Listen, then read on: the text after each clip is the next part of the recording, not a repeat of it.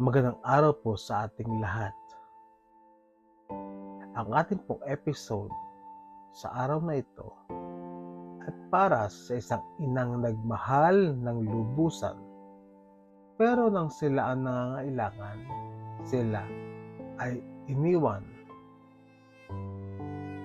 Kung ikaw man ay isang PWDing ina o isang taong nakaranas malapitan ng pag-iisa, sana maramdaman mo ito, ang pag-unawa at ang pagdamay. Dahil ang kwento natin ngayon ay hindi tungkol sa sakit, kundi tungkol sa katatagan. Katulad ni Aling Divina, isang 63 taong gulang, isang ina, mayroong kapansanan sa kaliwang braso at sa paa dahil sa stroke. Mahina siyang kumilos, mabagal maglakad, pero hindi kailanman naging mabagal ang puso niyang magmahal. 3 anak na tinataguyod niyang mag-isa. Sa kabila ng hirap, siya ang nagpagaling kapag may lagnat sila. Siya ang nagbebenta ng kung ano-ano para makapag-aral sila. Siya ang nagtiis magutom basta siguradong makakain ang kanyang mga anak. Ganyan magmahal ang isang ina. Walang kondisyon, walang hinihinging kapalit. Pero dumating sa buhay ni Nanay Divina na bumigay ang kanyang katawan. Isang umaga, bigla siyang nanghina. Hindi na siya makagalaw. Hindi niya maitaas ang kanyang kamay. Hindi niya maihakbang ang kanyang mga paa. Stroke. Dinala siya sa ospital. At habang nakahiga siya, tanging apoy ng pag-asa ang nagpapalakas sa kanya na darating ang mga anak niya. Dumating sila pero hindi nagtagal.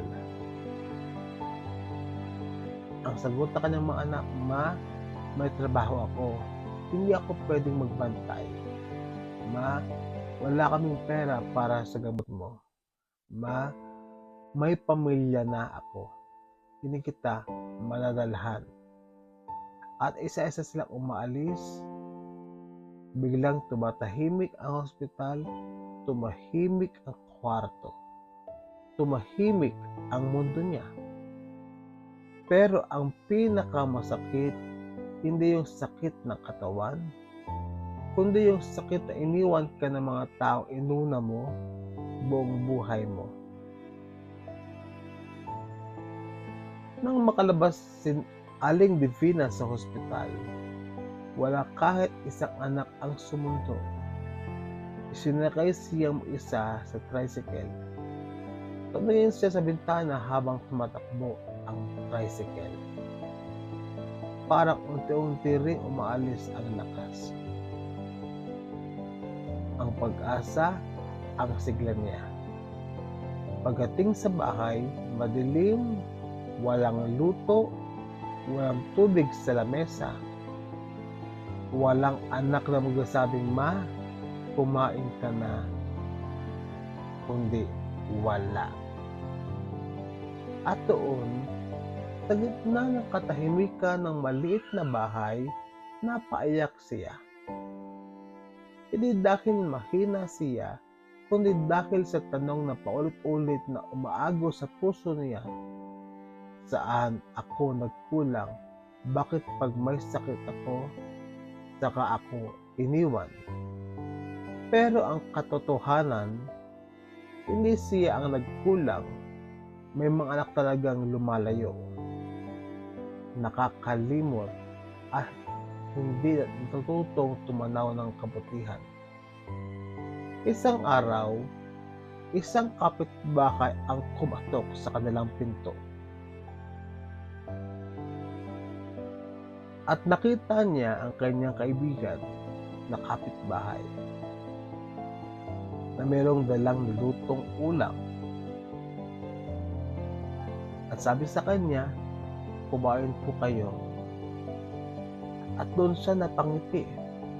Isang taong hindi niya kadugo, pero mas nagmamalasakit pa kaysa sa kanyang mga anak. May mga kamag-anak na hindi ka tutulungan, pero may mga estanghero na mag-aabot ng pagmamahal. At minsan doon nanggagaling ang ating pag-asa. Kaya sa bawat inang nakikinig ngayon na PWD, lalo kung nararamdaman mo rin iniwan ka o pinabayaan o nakalimutan ng iyong mga anak, pakinggan mo ito. Hindi mo kasalanan, hindi ka mahina, hindi ka nagkulang.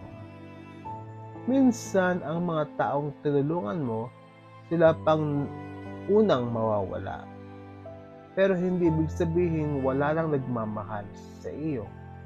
Mayroong Diyos, may tao, at may pag-asa.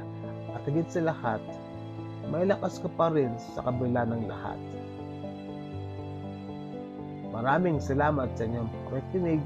Hanggang sa susunod na episode, magpahinga ka at huwag mawalan ng pag-asa.